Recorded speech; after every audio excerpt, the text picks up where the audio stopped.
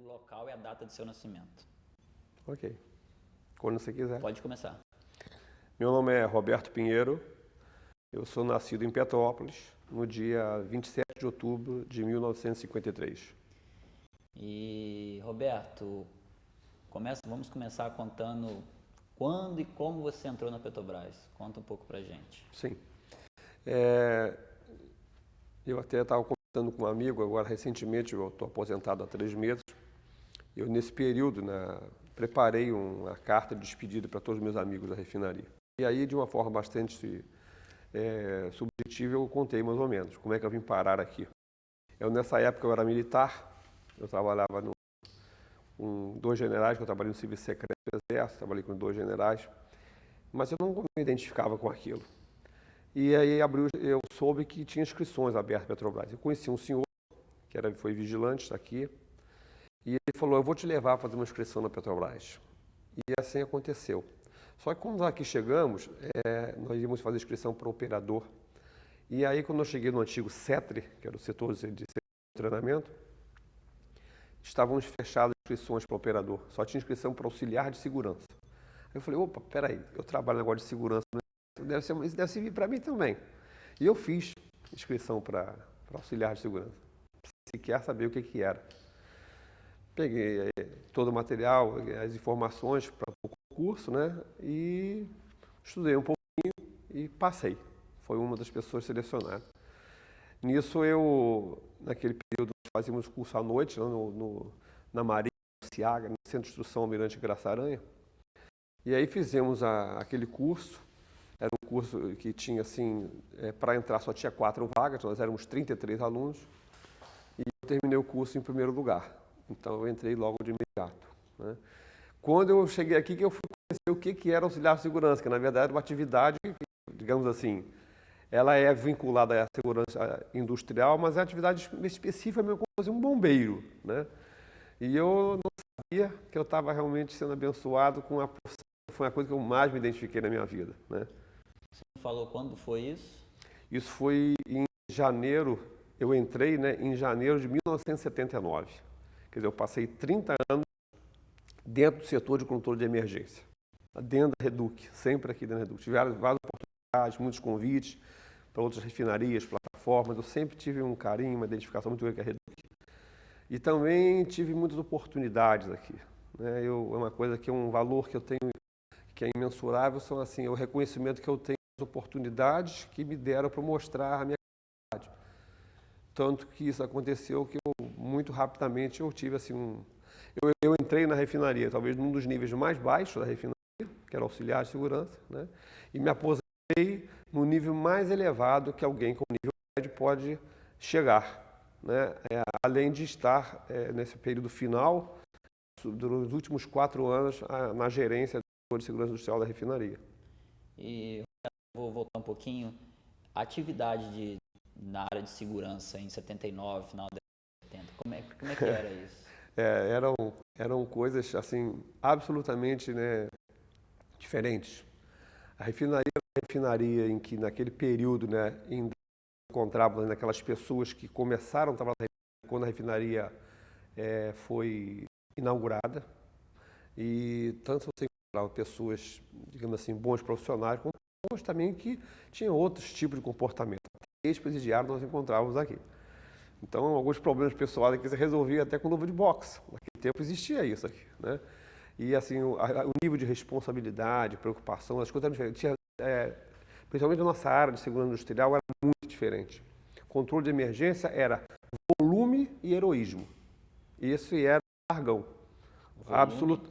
Volume de pessoas. Era muita água, muita gente. E coisas que hoje acho completamente diferentes. Hoje é tecnologia, Hoje você não expõe as pessoas, é poucas pessoas, é inteligência, é planejamento.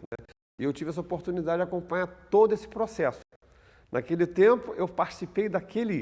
Você tem uma ideia, hoje, se a gente, num treinamento, der um vermelhãozinho no rosto de um colega, que deu um acidente de trabalho, dá um desdobramento terrível, com acidente, com investigação, com um grupo analisar. Naquele tempo não tinha isso. Eu era uma pessoa que... Eu tinha uma afinidade muito grande com o campo de treinamento. Eu cheguei a queimar 6 pessoas num dia só. ao nível de como a gente exigia as pessoas, né? Mas não dava nada naquele tempo. Isso é assim, isso refletia como se fosse uma coisa positiva, a favor de campo com a gente, entendeu? Mas naquele tempo isso eram valores diferentes, né? Que hoje são completamente diferentes e com toda razão. Mas então eu tive toda essa oportunidade de ver aquele tempo que era tudo manual, né? Tudo, muitos operadores na área, tudo na válvula, tudo olhando equipamentos, instrumentações, equipamento de pressões, de vazões. Hoje é tudo moderno, hoje é tudo computadorizado, CD, né? Sistemas de intertravamento, de segurança, quer dizer, o nível de segurança hoje da refinaria é infinitamente superior. Haja visto que naquele tempo era super normal a gente pegar assim, pelo menos de 2 a 3 a 4 emergências por semana. Apagava fogo toda hora, pegava fogo toda hora na refinaria. Hoje a gente passa, às vezes, completa quase um ano sem ter uma emergência na refinaria. Motivo pelo qual nós fazemos hoje muito simulado para manter a equipe, né, bem treinada, bem adestrada, bem familiarizada com essas situações. Mas são universos extremos que, nossa, esses 30 anos, e eu tive essa oportunidade, né, de poder acompanhar isso tudo. O que você sentiu nesse primeiro momento? Assim? Qual foi suas impressões? No primeiro momento, você diz de quando você chegou mesmo nesse trabalho de segurança, né? Que é... quando eu comecei... Você começou isso. Não, foi... eu era novinho, né? Então eu vibrava muito, eu não conhecia bem o trabalho. E aí eu tive poderia chamar talvez até uma bênção, né, de cair num grupo de uma pessoa, que aí tinha uma história. Quando nós chegamos na refinaria, aqui tinha um senhor, chamava-se José Maria. Esse homem, ele brincava com fogo, você tinha pavor dele, entendeu? Pavor. E tinha um outro rapaz, chamava-se Wallace, que era um chefe de grupo, e que também era um terror, o pessoal falava que o Wallace era filho dele, filho Zé Maria. E eu caí para trabalhar no grupo desse Wallace. E todo mundo tinha um pavor terrível de campo de treinamento com ele. Todo dia de campo de treinamento, o pessoal perguntava, quem quer ir? Ninguém queria ir. Eu falava, eu quero ir. Todo dia, eu quero ir. Eu comecei a me identificar com aquilo. Então, naquela época, existia assim, uma discriminação dos inspetores de segurança, eram pessoas que tinham um status muito elevado. Auxiliar de segurança, mesmo, a gente nem entrava na sala deles, né? E dar treinamento de combate a incêndio, que naquela época nós dávamos até treinamento para fora, para PUC, universidades e tudo, só inspetor de segurança. Um dia, tinha problema na refinaria, não foi possível, não tinha inspetor para dar treinamento. O Wallace chegou e falou assim, deixa o Pinheiro dar o treinamento. Aquilo foi uma coisa assim, você está maluco, não sei o quê? Não, deixa ele dar o treinamento, eu me responsabilizo. E aí fizeram isso, e foi a gerência assistir depois, e aquele foi um primeiro momento, o primeiro paradigma que foi quebrado na refinaria, quando viram dar um treinamento, né? E aquele foi assim, começou dali talvez as minhas passadas mais largas, me conhecer. Então, assim, eu sou muito grato pelas oportunidades que eu tive. O Wallace é uma pessoa que me ajudou muito nesse sentido, né? E aí depois eu passei a ser o neto do Zé Maria, né? Porque a gente se identifica muito com as coisas, né? E você, quando se identifica, faz com amor aquilo que você gosta, você fica bom, não tem como não ficar, né?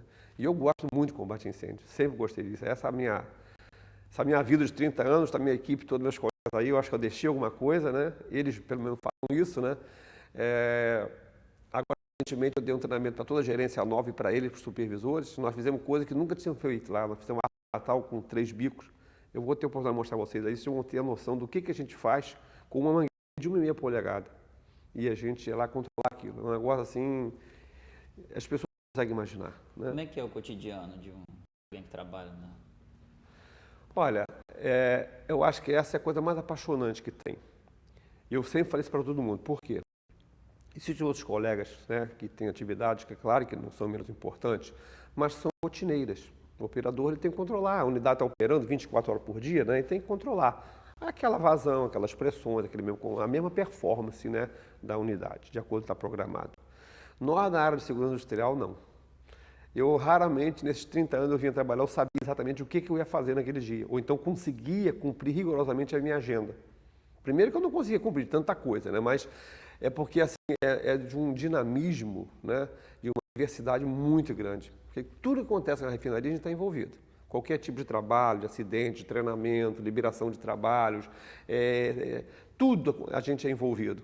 Então isso é que eu acho que é fascinante. Não existe rotina para a gente. Porque você tem que conhecer de tudo. E quando você não conhece, né, você tem que buscar conhecimento, você tem que olhar, as pessoas têm que confiar em você. Quando tem uma emergência, alguma coisa, você não pode errar. Esse eu acho que é o maior desafio, né? E, na verdade, é o orgulho que a gente tem. Porque a gente não pode errar, porque a gente mexe com vidas, mexe com patrimônio, a gente mexe com altas pressões, mexe com, né, com coisas muito sérias. Então, quando a gente toma uma decisão, sempre falei isso para meus supervisores lá, né? Eu digo, olha, sempre trabalhe em equipe, sempre tenha muita calma, porque a gente não pode errar. Se a gente errar, a gente pode ter um preço muito elevado. Talvez esse tenha sido o maior orgulho que eu levo. Nesses 30 anos que a gente trabalhou aqui, né, eu nunca perdi um colega, nem tive um colega assim, gravemente acidentado num controle de emergência, e não foram poucos. Nesses 30 anos, o que a gente já participou, né, de controle de emergência, de resgate, a gente se especializou, né? Eu sou especialista em resgate em altura, espaço confinado, eu sou instrutor de lanchas, lancha rápida, faço trabalho no mar. Acho que tudo, a gente se mete em tudo. A gente tem que ser bom em tudo, tem que saber fazer. Quando precisam da gente, a gente tem que ser assim, aquelas pessoas que não precisam nunca, né?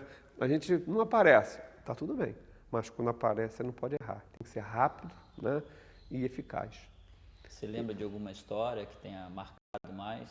Nossa, é difícil talvez lembrar, porque são tantas, né? A gente teve histórias bonitas, histórias tristes, né? Chorei muito na minha carreira. Não adianta você salvar dois, quando você perde um, né? Eu participei de resgate, tirar pessoas realmente que foram a óbitos, né?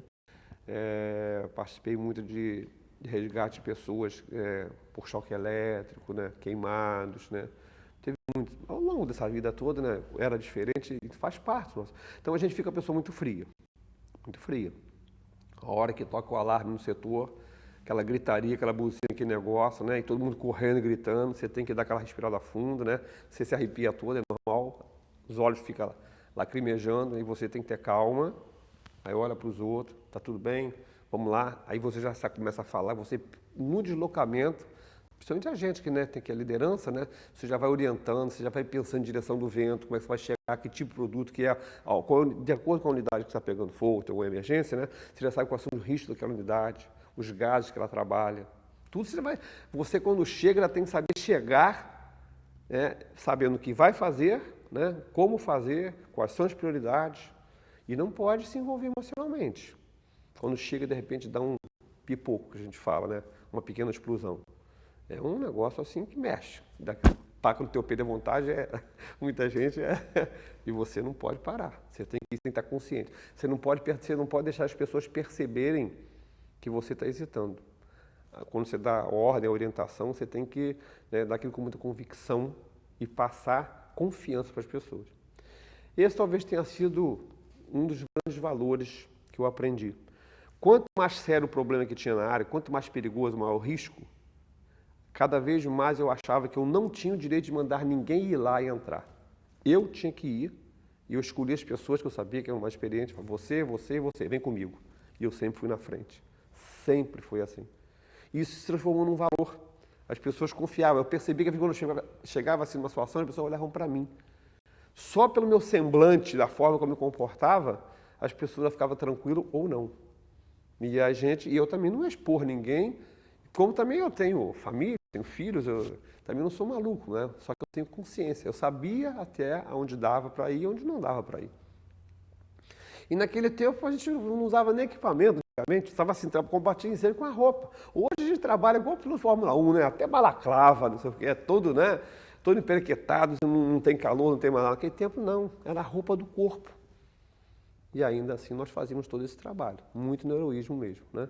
Quando é que você acha que começou a ter essa mudança de preocupação? Olha, eu diria talvez de uns 10 anos para cá, talvez um pouquinho mais, um pouquinho por aí, né? Hoje eu posso garantir que nós temos aqui na refinaria, na Reduc, como acredito toda a Petrobras, né, um corpo extremamente bem treinado, super bem equipado. Nós temos o que existe melhor no mundo em tecnologia, recursos, treinamentos. Nós fazemos treinamentos também, né, como fizemos em College Station, no Texas, né? A cada ano eu mandava, né, um supervisor para a gente reproduzir. adotamos, né, muitas técnicas que foram, a gente aprende nessas coisas lá fora, essa troca de informações. E hoje a filosofia mudou. Hoje a gente preserva o elemento humano. Quanto menos pessoa tiver lá, melhor. A gente coloca equipamento para preservar, para fazer a circunscrição, para refrigerar, o que for. As pessoas é o mínimo possível lá perto, né? E todas absolutamente equipadas. Hoje nós implantamos aqui, foi uma coisa que eu tive oportunidade de fazer, né? E que nós chamamos de seguridade, que é uma coisa que a gente aprende lá, que o curso é dado em castelhano.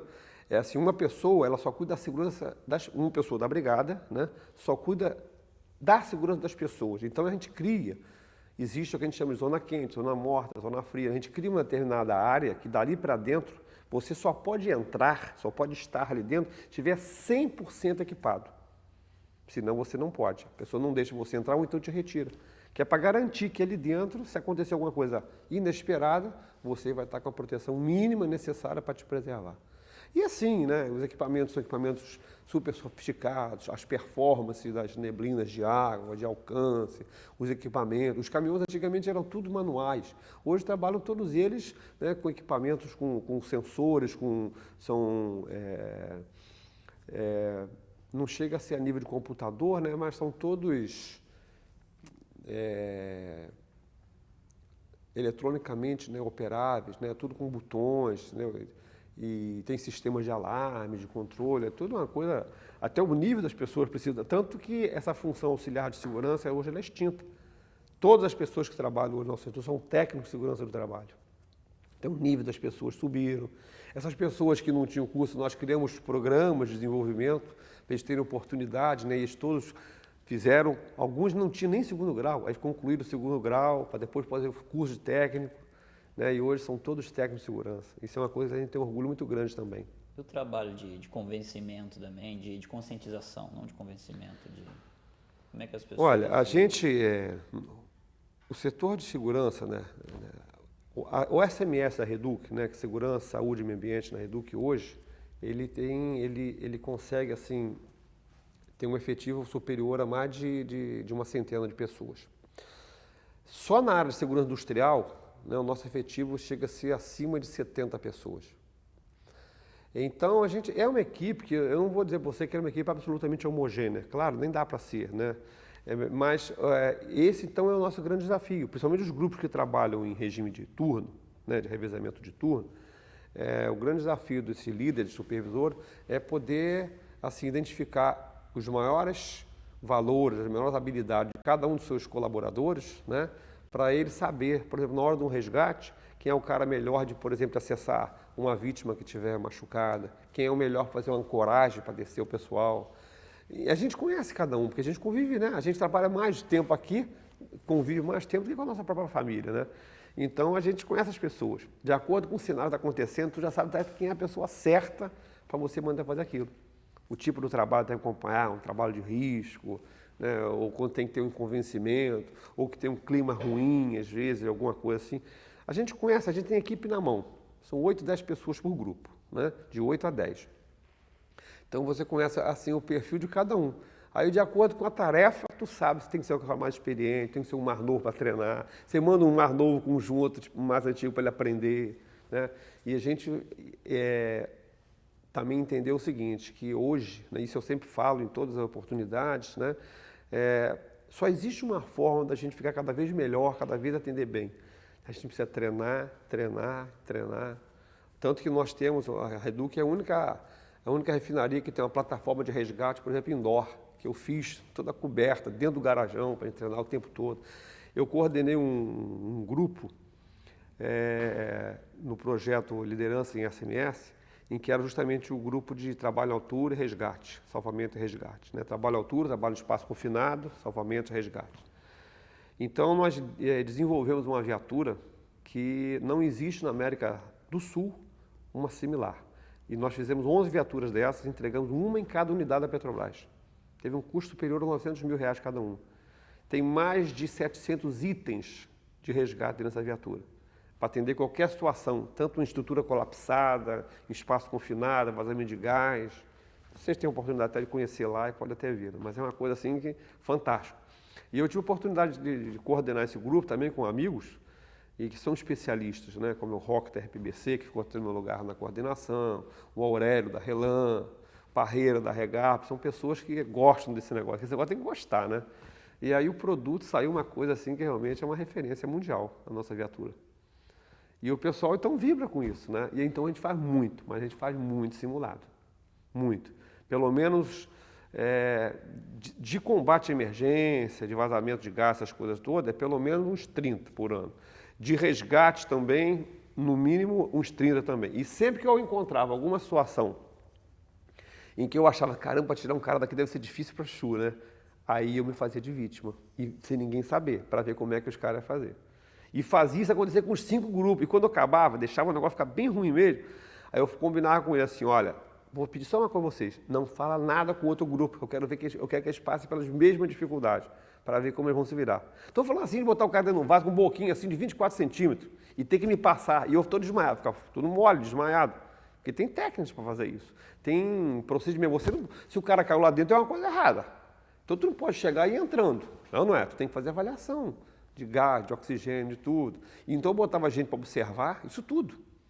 Né? E aí, gente, você não imagina, mas eles machucavam muito, me ralavam. Tinha gente, era 2 caras do lado empurrando, 2 do lado puxando, igual a linguiça para passar por um buraquinho assim, entendeu? Porque não usava as técnicas corretas, né? E eu deixava acontecer. Teve um grupo, tinha gente treinada que me tirava com 15 minutos, tinha gente com 45 que não tirava. Então a gente crescia muito com isso, depois a gente conversava, né? Nada, não tinha crítica pejorativa, pelo contrário, né? A gente tinha que aprender. Vamos ver o que a gente fez de bom, o que a gente fez de ruim.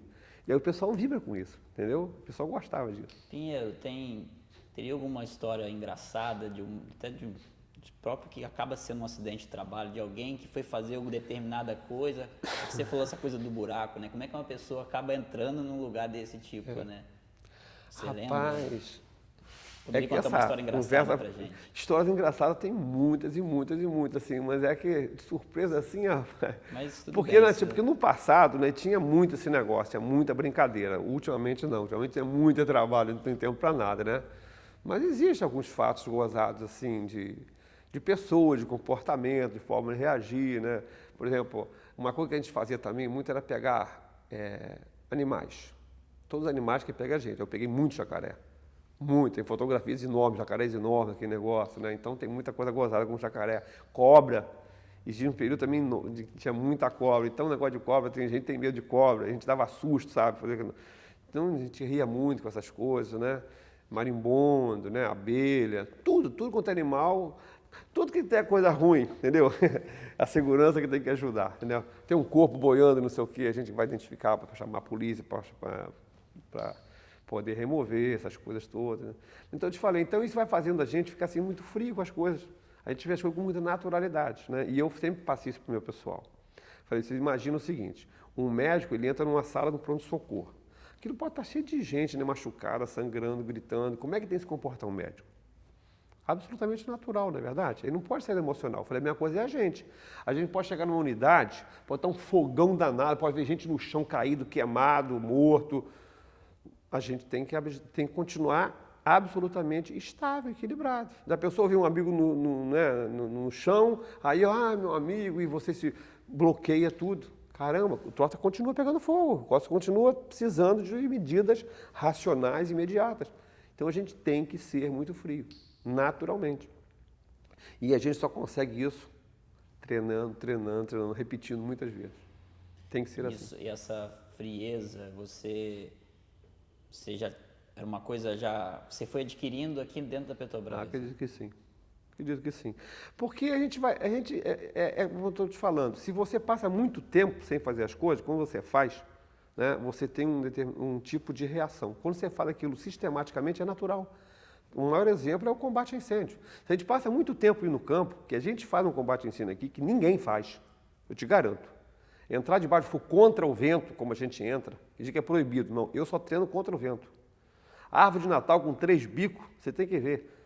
É uma coisa que ninguém faz, a gente faz. O que é isso, a árvore de Natal com 3 bicos? A árvore de Natal é o seguinte, eu vou te mostrar na foto, você ter uma ideia. Imagina assim, um sistema pressurizado, ele simula um vazamento no selo de uma bomba. Eu tenho um sistema em que eu imagino assim, uma tubulação reta com 4 braços. Na extremidade de cada braço disso aí, vou falar um linguajar assim, né? Sim, Tem uma torneira, que é um bloqueio, né? Tem uma torneira, e ali tem uma peça chamada atomizador. Ela permite a pulverização. Eu jogo ali diesel com um produto mais leve, por exemplo. Então ele é assim, pressurizado ali a 10 kg de pressão, eu ponho fogo naquilo. Aquilo faz uma bola de fogo que você não consegue ficar 50 metros sem uma roupa de proteção, você não aguenta por causa da radiação. E o exercício, o objetivo é você ir lá, junto desse bico, onde tem uma válvula, para você fechar esse registro. Quer dizer, você tem que criar, com a água, né, com a neblina, fazer uma proteção para ir caminhando com a equipe, criar condição para a pessoa meter a mão lá e fechar. Isso com um bico. Eu faço até com 3. Esse negócio com o bico eu vou lá sozinho. Bota a mangueira na mão, eu vou lá sozinho e fecho. O pessoal perdeu o medo. Você não viu eu sentado ali em cima da árvore de Natal? Só diz que é aquele maluquice, né? Mas é a confiança que a gente tem, né? Então a gente fez com 3 bicos, só com supervisores, também só o pessoal muito bem treinado, né? Dá a impressão que era uma bomba atômica. Quando acendeu aquilo, é a coisa mais linda do mundo. Porque com o cogumelo sumindo, você fala, como é que você vai com 3 mangueirinhas desse tamanho controlar aquilo tudo? Eu vou mostrar a foto para vocês depois aí. E a gente faz. Até a placa que tinha assim para controle de acesso no coisa envergou tudo, tanta radiação. Envergou tudo. Minha roupa pegou fogo. Aqui do lado. Uma bobininha que eles deram, entrou radiação pelo lado assim. A roupa de incêndio, minha roupa pegou fogo aqui do lado. Um pouquinho, né? E Pinheiro, vocês sempre atuaram dentro da fábrica, mas teve alguma situação que vocês precisaram até sair Fora. da Reduc mesmo fora? Tem, é normal. Hoje, duas situações, né? Hoje com a concessionária aqui na estrada, né? Hoje qualquer tipo de acidente na estrada, eles mesmos têm um sistema de resgate que eles automaticamente se comunicam e fazem atendimento. No passado não existia, então era muito normal, quando tinha qualquer coisa aqui na Washington Luiz, nós éramos solicitados, né, a dar apoio. Então a gente prestou muito apoio, não só a resgate de vítimas, como também incêndio na estrada. E o Corpo Bombeiro, isso acontece ainda até hoje, né? Nós temos aqui na porta hoje o GOP, né, que é o Grupamento de Produtos Perigosos. Eles são acionados aqui para trabalhar nessa região e sempre que eles precisam de algum tipo de apoio, eles, como autoridades, podem fazer isso, eles nos solicitam e a gente vai dar apoio. Isso acontece principalmente quando tem aqui alguns depósitos aí de produtos perigosos, de armazenamento de produtos perigosos, né? E eu já peguei pelo menos umas 2 ou 3 vezes incêndio nessa, não vou falar o nome da empresa, né? Mas de acabar tudo, explosões, tambores voando, que negócio de ter que evacuar a comunidade e tudo. E aí chama o nosso apoio, né? E Pinheiro, até voltando um pouco na sua trajetória, você entrou como auxiliar e depois você... Eu entrei como auxiliar e aí com 2 anos abriu concurso para inspetor de segurança. Naquela época não existia como hoje, assim, esse negócio de você tem que estar em um determinado estágio, foi possível, né? E aí eu fiz a prova e aí eu passei. Aí eu fui fazer o curso de formação de inspetor. Era um curso muito, muito bom, de 36 matérias, todas elas eliminatórias. Nós éramos 9 pessoas para disputar 2 vagas e eu também terminei em primeiro lugar, né? E aí eu passei inspetor. E naquela época, a gente aqui na Petrobras, a gente recebe negócio de letra, né? Um ano, assim, se você muito bem avaliar, você recebe uma letra. Eu só naquela promoção, eu ganhei 21 letras. Aí eu não sabia o que eu ia fazer com o dinheiro, que realmente eu tive, assim, uma alavancada muito grande na minha vida, né? Mas é como eu disse, eu sempre tive muito, assim, as oportunidades, né? Eu gostava do que eu fazia, mas as pessoas deixavam eu mostrar meu trabalho. E eu era sempre muito, assim, curioso. Eu não me limitava em ver uma coisa, eu perguntava por que você faz assim, né? Liberação de trabalho, eu era auxiliar de segurança, tinha pessoas que liberavam o trabalho de manhã, naquela época tinha subinspetor. Aí eu ficava ajudando ele durante a noite, preencher os certificados, e eu ficava lendo com ele. Então, de manhã, é que quando calhava o dia que a gente ia fazer a rotina das inspeções. Aí eu negociava com o meu supervisor para eu fazer a minha, sozinho, no escuro, para de manhã, quando eu ia para fazer a minha inspeção, eu saí com esse subinspetor para ele, então, ele me mostrar, entendeu? Ele ia inspecionar cada ponto desse, e ele me responder. Por que ele escreveu aquilo? Por que ele fez aquelas recomendações? Eu ia aprendendo. Então, assim, eu sempre tive muita vontade de aprender. Por isso que também essas coisas assim, facilitaram, né, a identificação com a área e automaticamente eu acho que a Petrobras é fabulosa. Eu acho que só não sobe dentro da Petrobras quem não quer. Todas as pessoas que eu conheço, que eu tenho inúmeros e inúmeros amigos aí nesse tempo todo, todas as pessoas que se dedicaram, que se esforçaram, conseguiram chegar a algum lugar. O que é ser petroleiro? É um negócio muito especial, cara. Isso está no sangue. A gente tem que adorar, tem que gostar disso, tem que vibrar, tem que ter orgulho.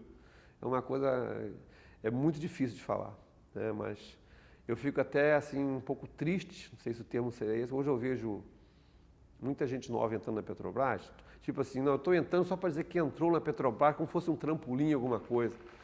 Isso não é ser petroleiro. Petroleiro é uma coisa que a gente tem que gostar do que a gente faz, né? Tem que vibrar, você vê resultado. A gente faz coisas fabulosas, coisas difíceis, muito difíceis. Você não imagina assim, ver um projeto, as coisas que a gente consegue fazer e pô, será que vão conseguir o planejamento? Como a pessoa é capaz, quando a gente se junta, monta os grupos multifuncionais, então pega as especialidades de cada área, né, para a gente planejar um trabalho, aí depois você vê aquilo feito.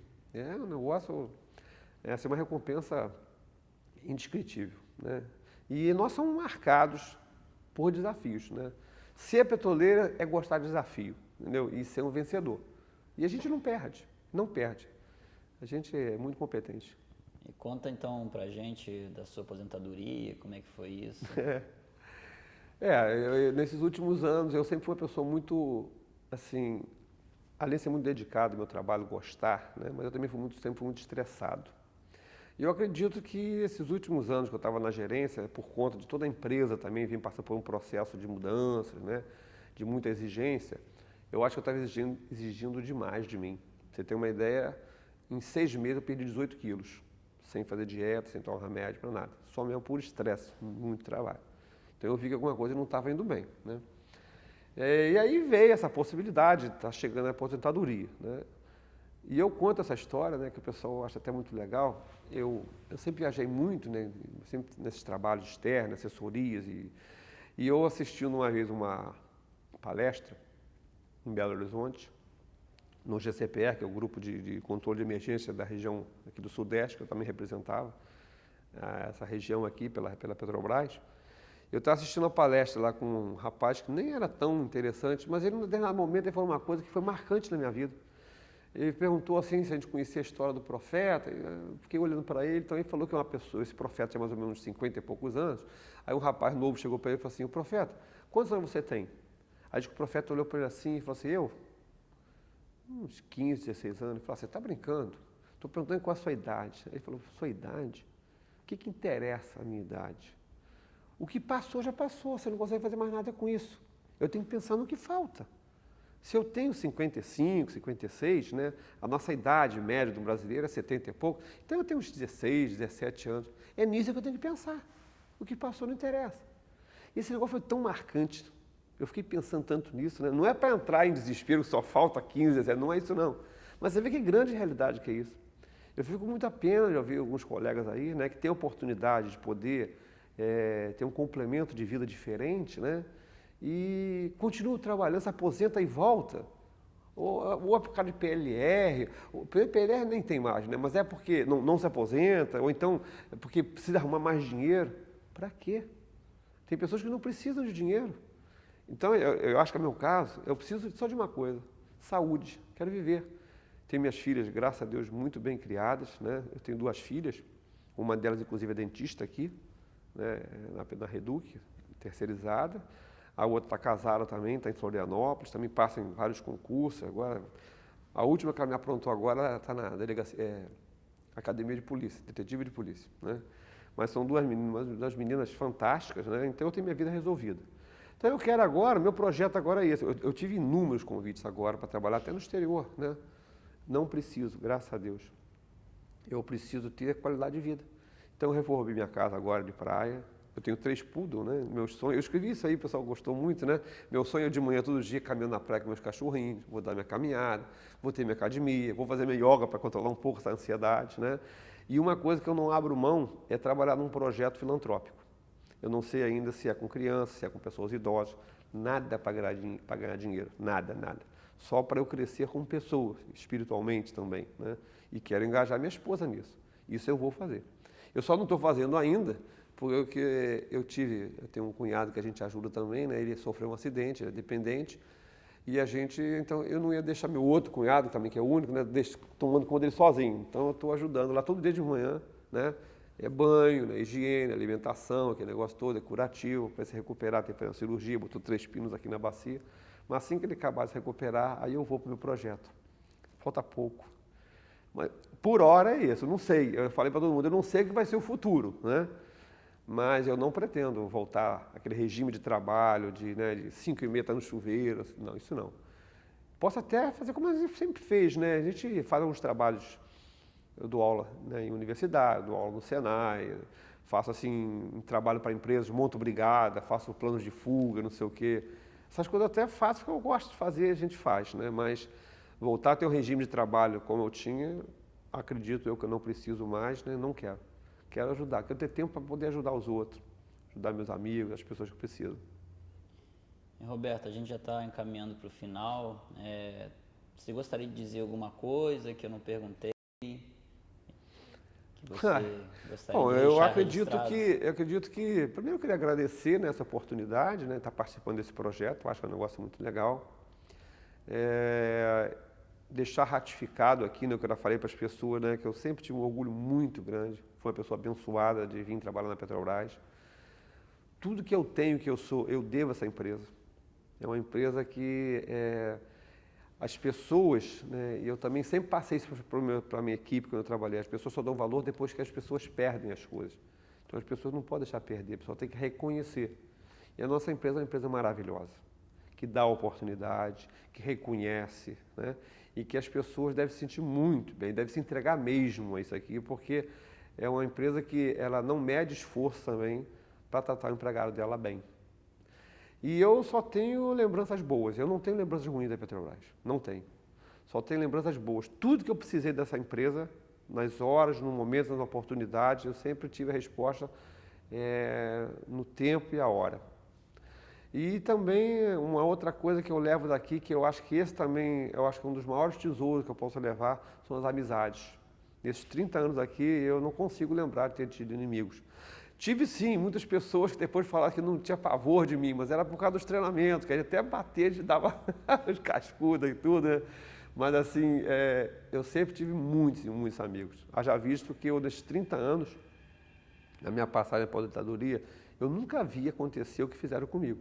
Falei, gente, vocês vão me matar do coração, né? Porque era surpresa assim, né? Fizeram um DVD, uma mensagem para mim. Fizeram um coffee break lá de manhã, chamaram todo o pessoal da refinaria, todas as gerências, tudinho. O gerente geral da refinaria foi lá me entregar uma placa, fizeram um evento para mim. Depois, me convidaram, aí nós alugamos um hotel fazenda, fechamos um hotel fazenda, inclusive os amigos antigos já foram aposentados, todo mundo de surpresa apareceu. Passamos 2 dias no hotel fazenda, com brincadeiras, com tudo. E isso porque foi comigo. As pessoas queriam participar, foram deles a ideia. Então eu falei, gente, eu acho que eu não mereço isso. E eles falaram assim, a gente está fazendo porque você merece, né? E isso me dá essa satisfação, né? De ter assim, pelo menos dizem, de que eu contribuí para a história da Reduc. E eu acho que um pedacinho, eu acho que eu contribuí, né? Nas coisas que a gente conseguiu mudar, conseguiu deixar, na referência com as pessoas, no relacionamento, né? Aprendi muito, mas também eu acho que consegui passar um pouquinho das coisas que eu acreditei. Hoje está lá, o setor continua andando muito bem, né? Tem outras gerências, mas a gente está sempre se conversando, os amigos estão sempre aí. Toda vez que eu venho no Rio, tem que ligar, a gente sai, vamos almoçar junto, coisa e tal. E a gente tem uma relação de amizade, né, de um carinho muito grande. A gente chama até de irmão, está sempre trocando e-mail, né? De vez em quando ainda pede um conselhozinho assim, e aí, o que tu faria, o que tu acha, né? Eu fico muito gratificado com essas coisas. Então, eu só tenho a agradecer. E para terminar, eu queria que você falasse um pouco se gostou de ter dado essa entrevista, ter participado do Memória Petrobras. Gostei muito. Eu recebi o telefone da Claudinha, né, da comunicação, a gente jogava vôlei muito aí na hora do almoço, isso tudo, é uma menina fantástica também. Aliás, todos os lugares eu tenho muito amigo, né? A comunicação também só tem amigos lá, né? E ela falou que ia ter esse projeto, se me importava de participar. Eu falei, não, pelo contrário, tenho um orgulho muito grande, uma satisfação muito grande. Então eu até agradeço, como já disse, né? Estou ratificando aqui a oportunidade de participar desse projeto. Acho que é um projeto muito legal mesmo, acho que várias pessoas merecem essa oportunidade, que com certeza vão ter assim, informações, né, e vão contribuir muito para o acervo do projeto, para valorizar esse projeto tão maravilhoso. Tá Tá ótimo, então. Obrigado. Eu que agradeço.